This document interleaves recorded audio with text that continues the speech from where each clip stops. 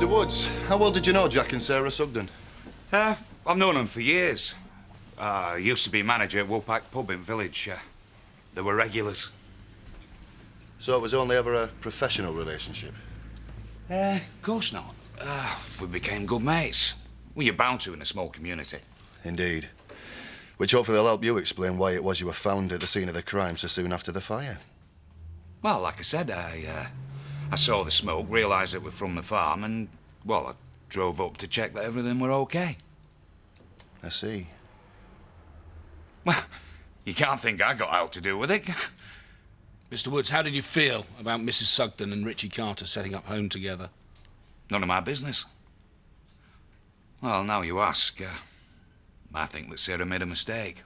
So you'd tend to side more with Mr. Sugden than Mrs. Sugden, would you? Well, I try to keep out of other people's private affairs. We understand that Mr. Sugden made a public threat to his wife in the Woolpack pub the day before she died. Were you there? Yeah. Can you remember what was said exactly? Just that he'd kill her. I mean, he didn't mean it literally. He were angry. So it could well have been meant literally. No, we tried to hold him back. He didn't harm her. Who did? Me and Sergeant Reynolds. And nobody else batted an eyelid? Diane. Diane Blackstock, one of the owners of the Woolpack.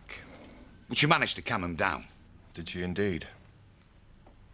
Thank you, Mr. Woods. Right then. Oh, I can't get in the bathroom again. Well, you'll just have to wait a minute, won't you, Donna? Yeah, well, she's been in there ages. It can't have been any more than 10 minutes, because I was in there before that, myself, for some time. Well, how long's she staying Will here you anyway? stop shouting, Donna, please? I've got a splitting headache and a very delicate constitution. Well, what do you expect, spending the night getting out of it with Carol? We've gone 3 o'clock before he stopped making that racket. Morning. Morning, Carol. At last. Now, what I fancy this morning is scrambled eggs on toast. Got any granary? No, sorry. Shall I open some more fruit chunks? If I wanted to drink syrup, I'd open a tin of that. Oh, well. Now, look. When you're dressed, what about you and me hit the town? Hutton. As if. Leeds! Do the departments. I think you and me could both do with a bit of cheering up. And what better way to do it than at Gordon's expense? What about the shop? What about it? Quite. Actually, I often go into town for the day. Right, well, that's settled then. I'll get a move on. Well, you can just do with a quick wash, because the earlier we get there, the more we can spend.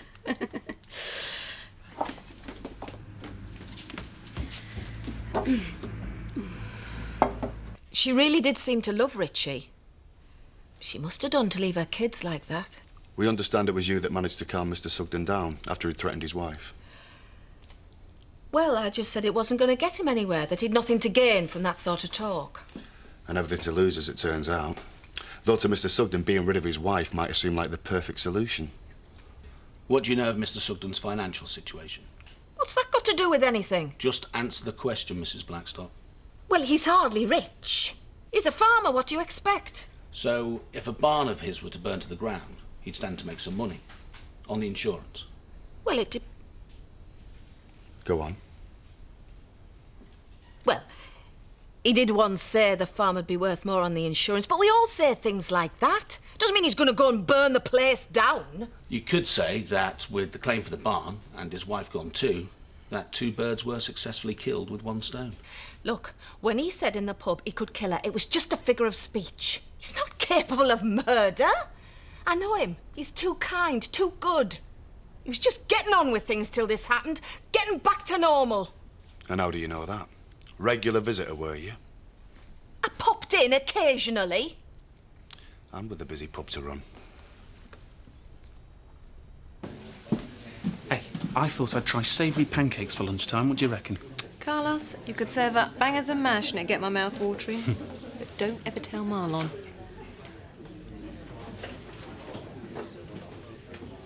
What the hell? Hello, Carlos. Is everything all right? No, it isn't all right. I told you on the phone I didn't want to see you. Carlos, please. Carlos, what's going on? Didn't you get the message? Yes, but I thought if we actually met face to face. How did you find me? I've been trying to find you for months. Who told you where I was? I got Brian to tell me, eventually. Kill him. Please. I really would appreciate the chance to talk to you. I've come all this way. Like I care. You left without saying a word.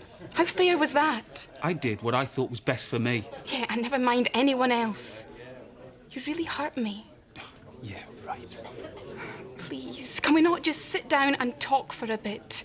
You owe me that much. I haven't got long. In case you hadn't noticed, I'm at work. Thanks. Come on. Are you coming home for good now, Daddy? Yeah, of course I am, sweetheart. Thanks for looking after them, Kath. You've been great.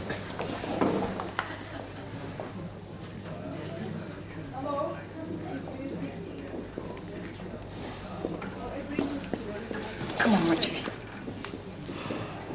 You're right, Dad. Yeah, I'm all right, son. Come on, let's get on. Mr. Sugden, I'd like you to accompany me to the station. There's a few more questions that we'd like to ask you. I'm really sorry I got back as quick as I could. It's all right. Just have to work twice as fast, won't you? Yeah, and I will. Go on, get back in the bar. Help Alan. So then, you can tell me about this Jennifer? Bernice, I'd rather keep my personal life to myself. Right. I'll be in the bar.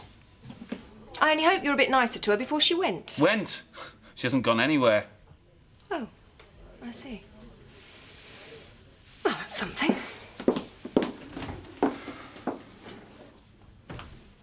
So then, Mr. Sugden, where were you immediately before you discovered the fire? I was asleep. Asleep? So early? Downstairs on the sofa.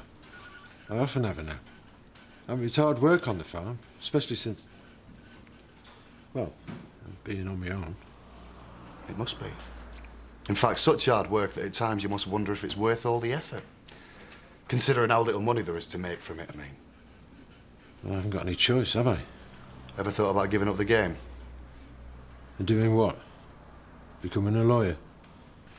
It's my job. But it's fair to say that the farm doesn't pay. It's a struggle.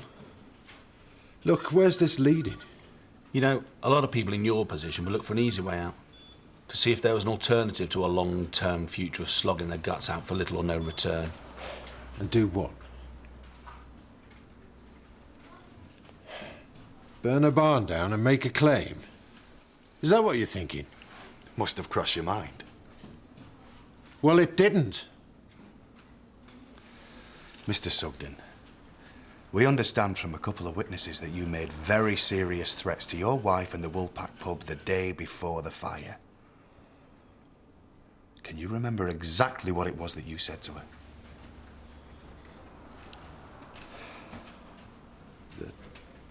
That I could kill her for what she'd done to my family.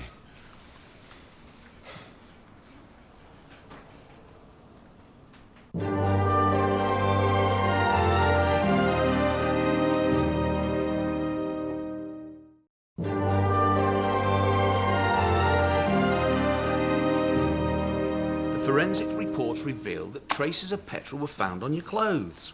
Have you anything to say about that? Well, of course there was petrol on them. I'd been refuelling my quad bike. That very day?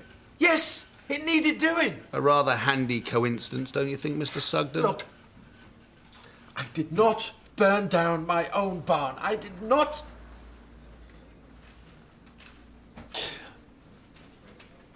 I didn't kill Sarah. I didn't even want to. I couldn't. Mr. Sugden, Jack, we're just asking you a few questions so that we can establish what went on as far as you're concerned in the hours leading up to the incident. Yeah, well, of course there was petrol. How long is this going to take?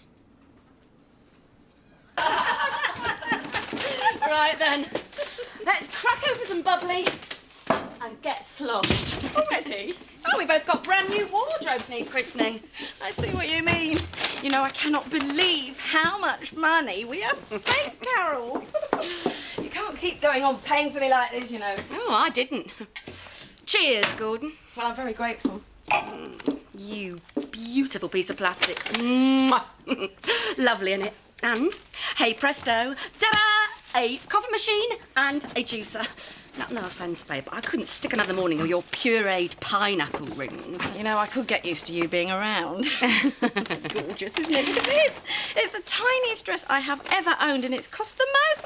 It's crazy, isn't it? Yeah, babe. You'll have them queuing up them stairs when they send you strutting around in that.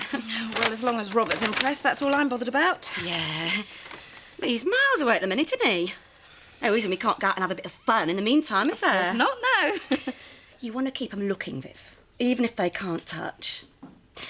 I reckon we want to take that pub by storm tonight. Give them all an eyeful. You're on. I'll go and make you a cup of tea. Mum, will you sit down? You've not stopped since we've got home. You don't have to wait on me, you know. You've certainly done all right for yourself, haven't you? I never imagined the place to be quite this nice. Yeah, well, we were just beginning to get settled in. Well, I was.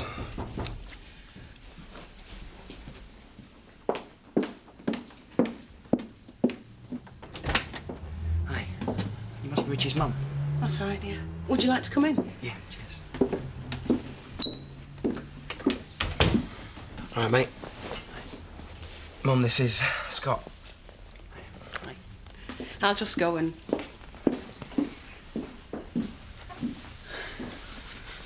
I'm so sorry, mate. About what happened. You must feel awful. Yeah. It was just a routine interview, though, wasn't it? I think so.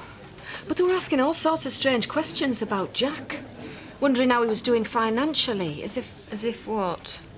Well, he might have had something to do with it. I may be wrong, but I think they suspect him of arson. And you, Terry? Pretty much the same story. Like they don't believe it were an accident. Well, maybe we shouldn't jump to conclusions just yet, but it does seem as if the police are more interested in Jack than they are in Richie. Here we go.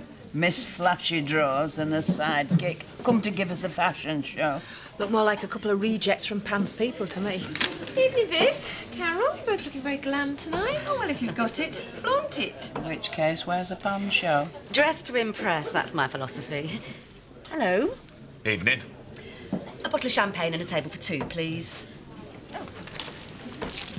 Champagne?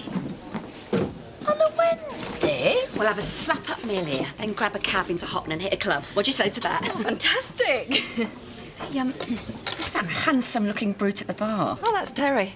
Oh, the one you, I think I might have to get chatting to him. The thing is, Carol, he's never been a one for blondes.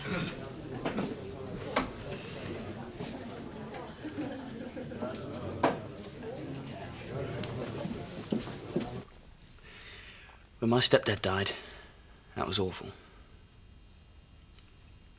But I can't imagine what you must be going through. Sarah's dead, Scott. I nearly died too. I'm sorry. I really am. I don't know if it'll help, but I was thinking if you need some company, temporarily I could move in. Here? If you wanted. Oh, mate, would you? Of course I will. It's just a shock, that's all. The police thinking Jack might have done it. Look, why don't you let me take you out tonight? We'll go for a meal somewhere and try and clear our minds. I wouldn't be good company, Alan, but thank you. Well, perhaps together it will clear our heads of all this business. Another time, maybe. Do you remember that time we were doing an in-store demo with a trampoline and you went flying into the banks and police section? It did not have a spring in it, that thing. You ended up with a few spokes in you, from what I can remember. Don't because it's a stock coming out. Well, she may have a posh car and money for champagne, but from where I'm sitting, common as muck. Excuse me, Betty. So, this Jennifer. Sorry? Carlos's friend. Have you not met her? I don't know what you're talking about. Well, she's staying with you. I don't know. First I've heard of it. All right. Keeps himself to himself where women are concerned, does he? Carlos? Well, he's never mentioned anybody.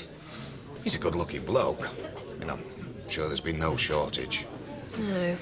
I bet it's left a string of broken hearts. Waitress.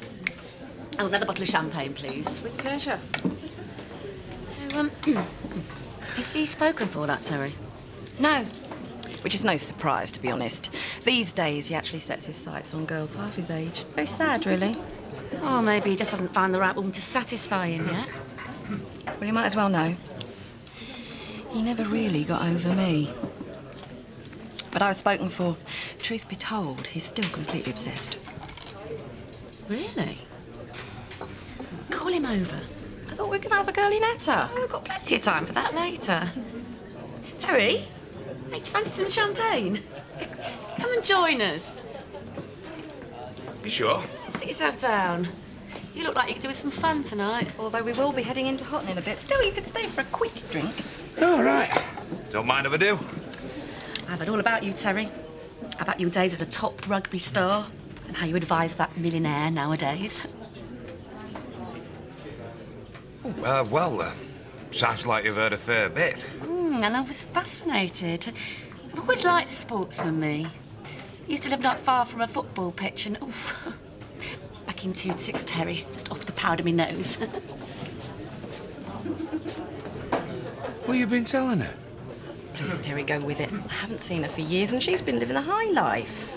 Oh, and you want her to think that you've been mixing in the same sort of circles? Don't get me wrong, I'm not competitive, but I just don't want her thinking of me as the poor relation. She'll be gone in a couple of days, so please, just for now, don't show me up.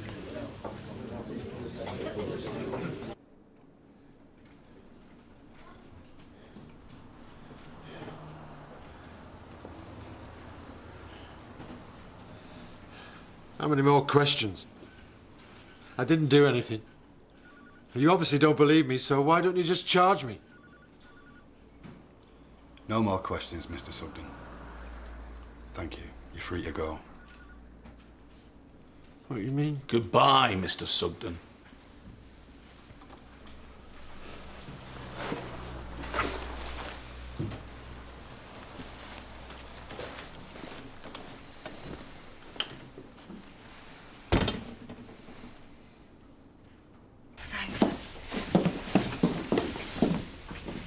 Right then, I'll take Victoria up to bed and then I think we should all have an early night. Can't we stay up for a bit till Dad gets home? Okay, but he might not be back till late. He will come home, I warn you. They're not going to lock him up. It'll be fine. All they're doing is asking your dad some questions. It's routine. They have to do it. We don't know for sure, though. Look, there's no point in us all worrying. Your dad hasn't done anything wrong. He'll be back. You'll see. No, you can't beat a rugby man in the leg department. Well, not in my book. I mean, footy's fine, but for really meaty thighs... Blimey, Terry, you're pure muscle. If we're going into Houghton Carroll, don't you think we ought to make a move? Eh?